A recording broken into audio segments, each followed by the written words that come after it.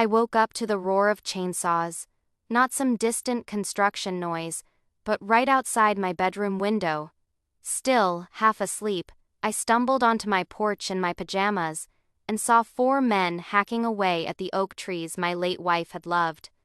Those trees had shaded our home for over 40 years, and the woman directing them, standing smugly by her white Escalade, was none other than Constance Peaton, my HOA president.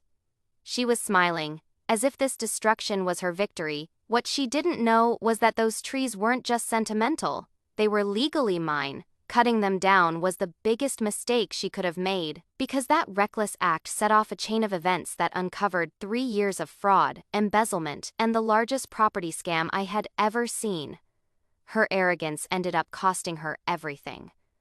Ask yourself this: what would you do if your HOA destroyed $50,000 worth of trees just to improve someone else's lake view? For me, I turned her little chainsaw party into a $1.4 million judgment that gave me control over her entire subdivision. 3 years earlier, I thought I had found paradise. My name is Garrett Blackwood, 52, a retired electrical engineer. I had just bought my dream retirement home in Millbrook Estates, Ohio. A corner lot on 1.2 acres, with 6 massive oak trees that had been standing strong since the 1980s.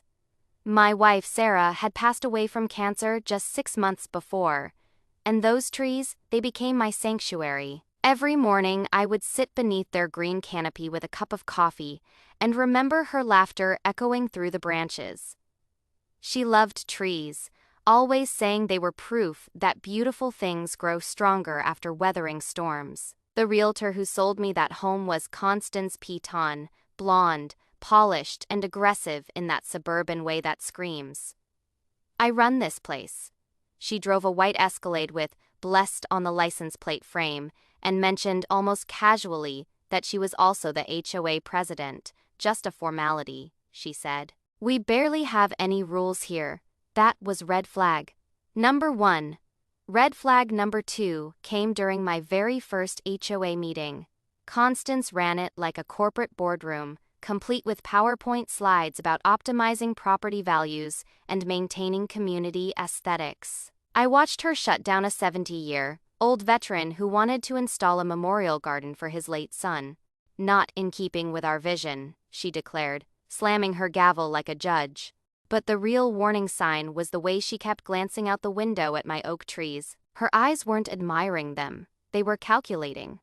6 weeks later, she made her first friendly visit, dressed in spotless tennis whites that probably cost more than my monthly utility bill. She stood on my porch with a clipboard in hand. "Garrett, honey, we need to talk about your trees," she said, her heels clicking like a countdown to trouble. According to her, several lakefront neighbors had complained that my trees were blocking their view. I looked past her at the artificial lake, 3 massive homes on the far side, each worth at least $800,000. Each with a perfect sightline to the water, if my trees weren't there. "These trees were here when I bought the place," I reminded her. "From you, if I recall correctly." Her smile never faltered, but her eyes turned cold. "Of course, but property values change. Standards evolve. I'm sure we can find a solution that works for everyone." That was my introduction to what I call Constance speak, where every own really meant Constance, and solution meant you lose. Over the next 18 months, she escalated like a textbook bully. First came the casual suggestions during her power walks, always pausing at my property line to comment on overgrowth. Then came formal violation notices for grass height, mailbox placement, even the color of my welcome mat.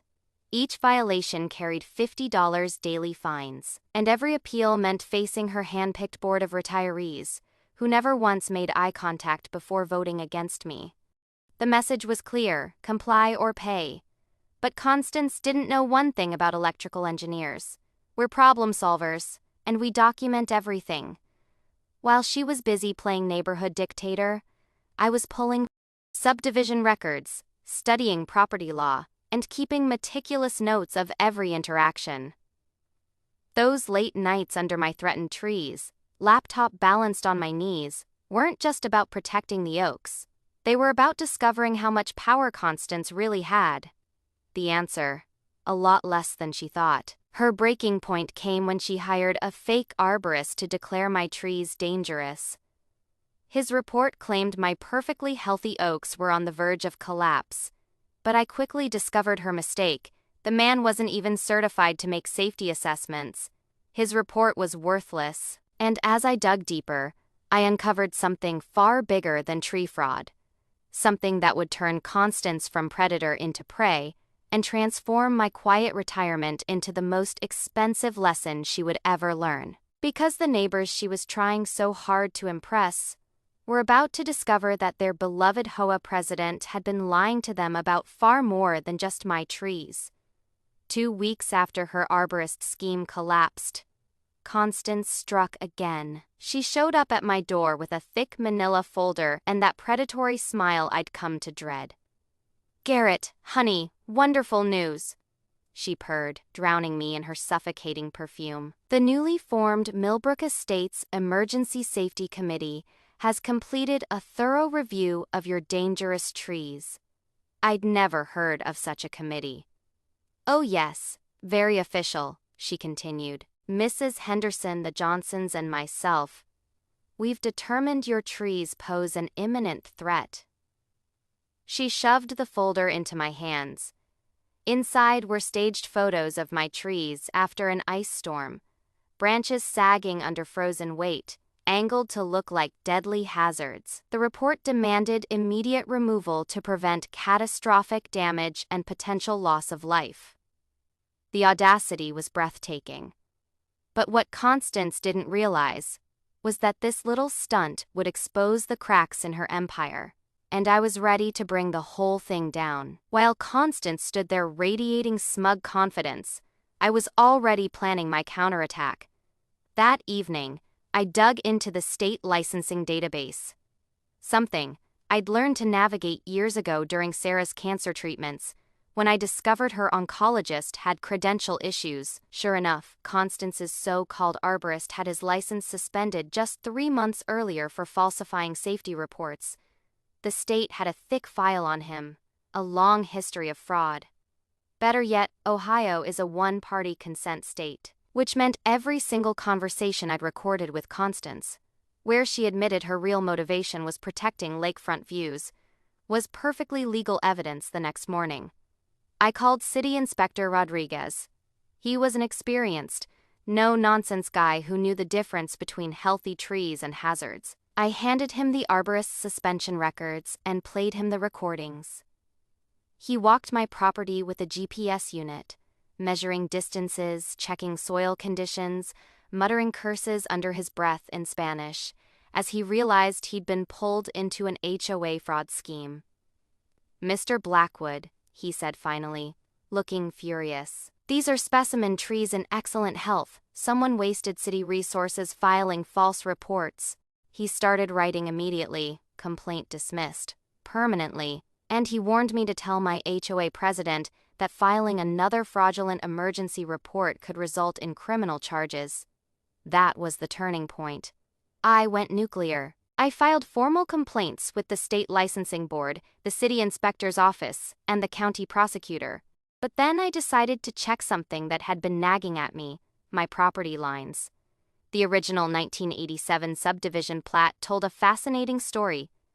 My corner lot extended 15 feet further toward the lake than the current survey stakes showed. Over time, someone had quietly moved boundary markers, likely during landscaping projects. That meant land that legally belonged to me was being used by neighbors for decorative gardens and even dock access. I'd learned during my father's estate settlement that original subdivision documents always trump later surveys. The deed is the ultimate authority. When I showed this to Mrs. Henderson, her face went pale. She whispered nervously, "Garrett, I need to confess something. Constance told us you were planning to remove those trees for insurance money. She said if we didn't sign her petition, declining property values would hurt our retirements." Then she admitted more. "Remember the Williams family on Elm Street? Constance forced them to cut down a healthy maple tree, because it blocked a lake view, they ended up selling their home instead of fighting her. That night, I sat under my oaks with a legal pad, listening to the lake water lapping against docks I now suspected were illegally placed. The pattern was clear. Constance wasn't just targeting trees. She was running a systematic property manipulation scheme. But the biggest shock came when I decided to. And it got worse. The HOA's bank account wasn't even in the HOA's name. Every dues payment had been funneled into her personal business, Piton Properties LLC, over $250,000 of community funds stolen. It was systematic embezzlement. When I called the Ohio Attorney General's fraud hotline, the investigator nearly jumped out of his chair. "Mr. Blackwood, you're alleging theft of over $200,000? "That's just the beginning," I told him, flipping through more records I'd uncovered. She had been using HOA funds to pay for fake violation notices, fraudulent reports, and enforcement scams. My research revealed this wasn't her first time. In 2 previous neighborhoods, Constance had pulled the same scheme, bankrupting families with escalating fines, forcing them to sell their homes below market value, and then flipping those properties through her own company. She was running a property theft ring disguised as an HOA. The smoking gun came from her own social media. On Facebook, she bragged about improving property values by removing unsightly obstacles. She posted photos of beautiful mature trees being cut down, celebrating better sightlines. She had literally confessed to conspiracy online. I called an emergency meeting with the only 3 board members who still had integrity. We met in Mrs. Henderson's living room. As I laid out the expired corporate papers, the stolen funds, and the fraudulent fines, their expressions shifted from shock to disbelief to pure rage. "She's been stealing from us for 2 years," Johnson said, his voice trembling. "Worse. She's been using our money to manufacture fake emergencies." Henderson stared out her window at Constance's mansion gleaming in the sun. No wonder she insisted on handling all the finances. "We thought she was being generous. She was just generous with our money." 2 nights later, Constance played her final card. She called an emergency board meeting and showed up with her husband, City Councilman Richard Peaton. At her side, the community center buzzed with tension as neighbors packed the room. "Ladies and gentlemen," Constance began, her voice dripping with authority. "Mr. Blackwood's continued defiance threatens our property values. I call for an immediate vote to authorize emergency tree removal and expedited liens against his property." That's when I stood up holding my evidence folder. "Before any votes," I said firmly, "this community needs to know the truth. Our HOA has been operating illegally for 18 months. Every fine, every penalty, every threat, it's all criminal fraud." The room exploded into chaos. But Constance didn't flinch. She froze for 3 seconds, then smiled. Not her fake HOA president smile, but a cold, calculating grin. She had planned for this. "Well," she said smoothly, "it seems Mr. Blackwood has done his homework, but research won't protect him from legitimate safety concerns." She pulled out her phone and made a call right there in front of everyone. "Yes, this is Constance Peaton. We have that tree emergency we discussed. Tomorrow morning? No, the property owner will be traveling." My blood turned cold. She had seen my social media post about driving to Cleveland for my daughter Emma's college graduation. She knew I'd be gone for exactly 8 hours. Then she turned back to the room and announced, with mock concern, "Ladies and gentlemen, we must act immediately for the safety of our community." The emergency tree removal was scheduled for 7 a.m. It was supposed to be about safety. But in reality, Constance was using it for her own agenda. The HOA meeting had been chaos. Some neighbors were shouting about illegal corporations. Others were demanding permits. But Constance didn't care. She slipped out early, making phone calls while her husband followed behind. That morning, I set up my camera by the window. At 6:30 a.m., A convoy rolled in, 2 pickup trucks, a wood chipper, and even a sheriff's cruiser. The workers looked professional, wearing helmets and safety gear, but something felt off. I rushed outside to stop them. "These trees are on my property. You can't cut them down." The foreman handed me paperwork signed by Constance, but I recognized it immediately. It was pieced together from old subdivision documents, totally fake. Then Deputy Martinez stepped forward, saying it was an official city emergency order, but I already knew that was a lie. The real inspector had told me weeks ago my oaks were perfectly healthy. Still, before I could stop it, the chainsaws roared to life. Within minutes, 6 massive oak trees that had shaded my home for decades, were gone. One of them was the tree where my late wife had carved her initials, where I had proposed to her, and where I spread her ashes. In seconds, those memories were turned into mulch. And then the biggest mistake happened. The crew crossed over my property line and cut trees that were unquestionably mine. At that moment, even Deputy Martinez realized he had just overseen. This wasn't just damage, it was criminal trespass, fraud, and destruction of property. Constance wanted a better lake view. Instead, she had just built the case that would destroy her. Moments later, my attorney called. He had pulled the original land records. And the truth? Constance didn't even legally own the land her house sat on. That lakefront estate she bragged about. It was actually community green space she had stolen using forged documents. This was no longer a fight about trees. It was about fraud, corruption, and reclaiming millions of dollars in stolen property. The FBI fraud division loved the recording I had. It proved Constance had tried to bribe a government official, which instantly elevated her charges. From small state misdemeanors to serious federal felonies that carried real prison time. But while that was unfolding, I had another battle to fight. Constance managed to convince 3 neighbors to sign sworn affidavits, claiming my trees had been dangerous, and that she'd actually acted heroically to protect community safety. The problem for her, those statements were obviously fake. They used the same exact language, same details, clearly coached. My military training had taught me one rule: always verify your intelligence sources. So I dug deeper. What I found was damning.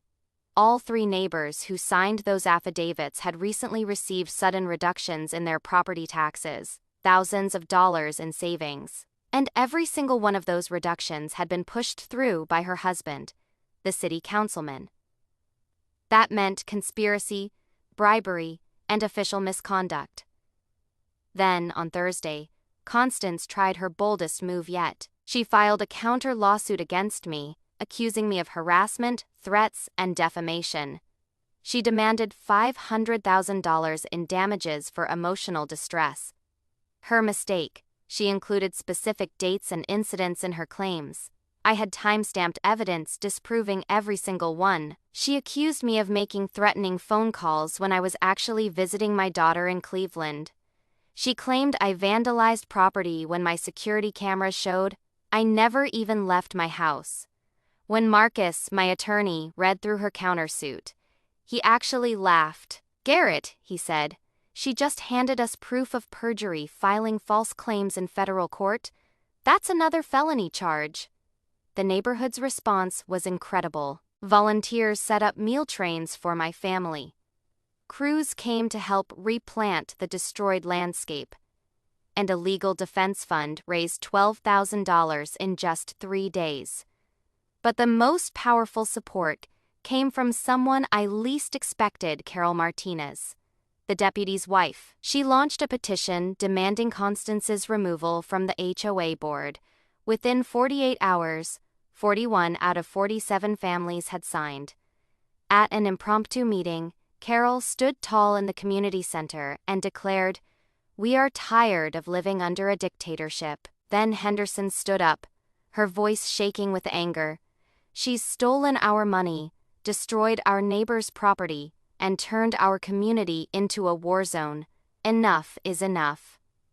By Friday, Constance's empire was crumbling. Federal investigators froze her bank accounts. The state suspended her real estate license, and her husband now faced ethics violations that would likely end his political career. But Constance still wasn't done.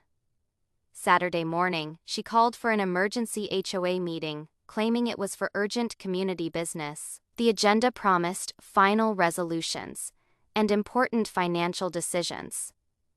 That night, I couldn't sleep. Something felt off at 3 a.m. I was pacing my kitchen when my phone buzzed with a text from an unknown number. "She's planning to dissolve the HOA tomorrow and claim bankruptcy protection. Thought you should know, Faye, a friend." My blood ran cold. If Constance dissolved the HOA, she might escape liability for the embezzled money and fraudulent land grab. Worse, it would complicate our legal claim since there'd be no HOA left to restore the stolen property to. I immediately called Marcus. "She can't just dissolve the HOA," he said. "That requires a majority homeowner vote and state approval. But if she tries to ram it through tomorrow, it could still cause chaos. We need to be there. Ready." Sunday morning brought an unexpected ally. Deputy Martinez showed up at my door, exhausted and ashamed. "Mr. Blackwood," he said, voice shaking. "I should have spoken up sooner. Constance offered me money to look the other way during the tree cutting. I thought it was just legitimate overtime pay. I didn't take the money, but I didn't ask enough questions either. I let her make it seem official." He handed me an envelope. "This is my official statement for your attorneys. Everything she told me, every promise, every detail, use it." By 1:30 p.m., the community center parking lot was overflowing. Cars lined the streets for blocks. Word had spread beyond Millbrook Estates. Local reporters were setting up cameras outside. Inside, the air. Constance leapt to her feet, face red with fury. "That's slander. I've devoted years of my life to this community." "Then explain why your lakefront estate is built on land that was supposed to be community green space." The room fell silent. Only the buzzing fluorescent lights and the scratching of Agent Bennett's pen could be heard. That's a misunderstanding of the development plans," Constance stammered.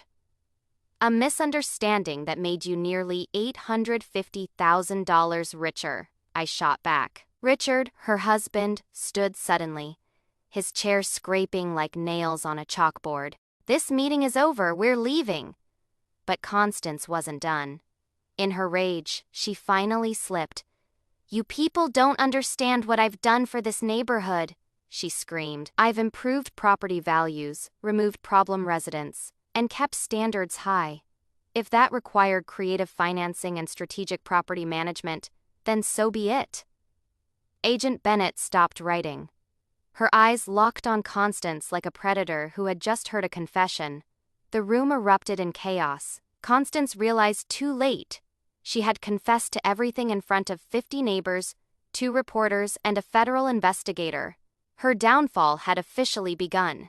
The meeting room was tense. Cameras lining the walls while Agent Bennett sat front and center, her federal badge glinting under the harsh fluorescent lights. Constance entered through the side door, looking less like the powerful HOA president she once was, and more like a defendant walking into court. Her lawyer, drenched in sweat, clearly hadn't even read the files. Constance's usual commanding aura was gone. Her eyes darted like someone who knew the walls were closing in. She tried to open strong. "This emergency meeting will address harassment and baseless accusations," she announced, though her voice cracked. But the room wasn't with her anymore. 47 neighbors had finally found their collective voice. Henderson stood first. "Before you say another word, Constance, this community wants answers. Where is our money?" The question hung in the air like smoke. Constance brushed off her lawyer and clung to arrogance. "All HOA funds have been properly managed. Any irregularities are just administrative oversights." That's when Marcus Bennett rose from the back, his briefcase clicking open like the sound of judgment. "Mrs. Peaton," he said firmly, "would you like to explain the $347,000 transferred into your personal business accounts Or the fact that your house sits on land designated as community green space? The air turned ice cold. Constance's face flickered between denial and panic. Those are private financial matters, she began. Agent Bennett cut her off. Nothing's private about federal wire fraud, Mrs. Peaton. You don't have to speak. But anything you say can and will be used against you in federal court. Gasps filled the room. Phones came out.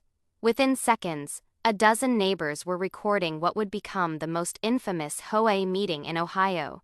Still, Constance lashed out. "This is a conspiracy," she shouted, pointing at me. "Garrett Blackwood manufactured all this because he can't accept legitimate community standards." But the neighbors had had enough. "You stole our money to pay for fake tree reports," Johnson shouted. "You forced families to sell their homes," Henderson added. "You've lived on stolen community land for 6 years," Martinez called out. One after another, neighbors stood, sharing stories of harassment, abuse, and intimidation. The truth flooded the room. And then, Constance snapped. "You people don't understand what leadership requires. I made hard decisions to protect this community, if that meant removing residents or restructuring finances. Then I did what was necessary." The room went dead silent. Her own words had become a confession. "Are you admitting to fraud and property theft?" Marcus asked. Her lawyer tugged her arm, whispering frantically, but she was beyond saving. "I admit to doing whatever was required to maintain community standards," she shouted. That was it. The breaking point. Agent Bennett stood. "Constance Peaton, you are under arrest for wire fraud, embezzlement, conspiracy to commit property theft, and bribery of a public official." The sound of handcuffs echoed through the silence like a final note. Cameras flashed as agents led her out, her face frozen in disbelief. For the first time in years, the community was free. I stepped up to the podium where she had ruled with fear. "Ladies and gentlemen, today we reclaimed $850,000 in stolen property, and we're going to use it to build something beautiful together." Applause erupted, a roar of hope that shook the walls. 6 months later, I stood where her illegal mansion once loomed, watching my grandchildren play on the sand. A federal judge had awarded me $1.4 million in damages, the largest HOA fraud judgment in Ohio history. But the real victory wasn't the money. It was what we buck. The highlight was awarding a $5,000 scholarship to Emma Rodriguez, a local student pursuing property law. Her essay on protecting community rights gave us hope for the future. As the sun set, I thought of Sarah. Her carved initials may have been destroyed by chainsaws, but her spirit lived on in every gathering, every child swimming, every neighbor, standing proud on land that finally belonged to all. That night, families sat around a fire pit, built where Constance's